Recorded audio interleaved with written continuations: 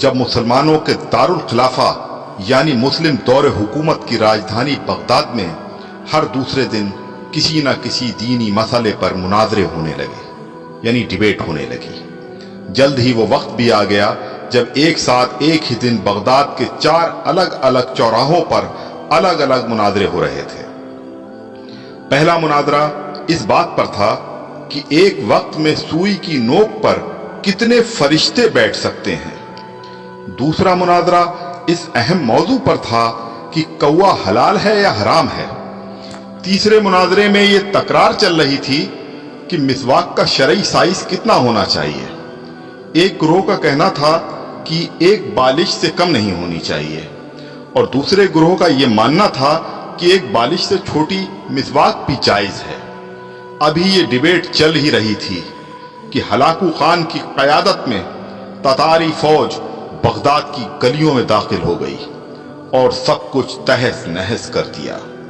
مسواک کی حرمت بچانے والے لوگ خود ہی بوٹی بوٹی ہو گئے۔ سوئی کی نوک پر فرشتوں کی گنتی کرنے والے لوگوں کی کھوپڑیوں کی میناریں بن گئیں جنہیں گننا بھی ممکن نہیں تھا۔ کوے کے گوشت پر بحث کرنے والوں کے مردہ جسموں کو کوے نوچ نوچ کر کھا رہے تھے۔ آج ہلاکو خان کو بغداد تباہ کیے سینکڑوں برس گزر چکے ہیں، مگر قسم لے لیجئے جو مسلمانوں نے تاریخ سے رتی برابر بھی سبق لیا ہو۔ آج ہم مسلمان پھر ویسے ہی مناظرے سوشل میڈیا پر یا اپنی محفلوں، جلسوں اور مسجدوں کے ممبروں سے کر رہے ہیں۔ داڑھی کی لمبائی کتنی ہونی چاہیے، یا پھر پائجامے کی لمبائی ٹخنوں سے کتنا اوپر کتنا نیچے شرعی اعتبار سے ہونی چاہیے۔ فرقے اور مسلک کے ہمارے جھنڈا بردار صرف اور صرف اپنے اپنے فرقوں کو جنت میں لے جانے کے دعوے کر رہے ہیں، اور دور حاضر کا ہلاکو خان ایک ایک کر کے مسلم ملکوں کو نیست نابود کرتا ہوا آگے بڑھ رہا ہے۔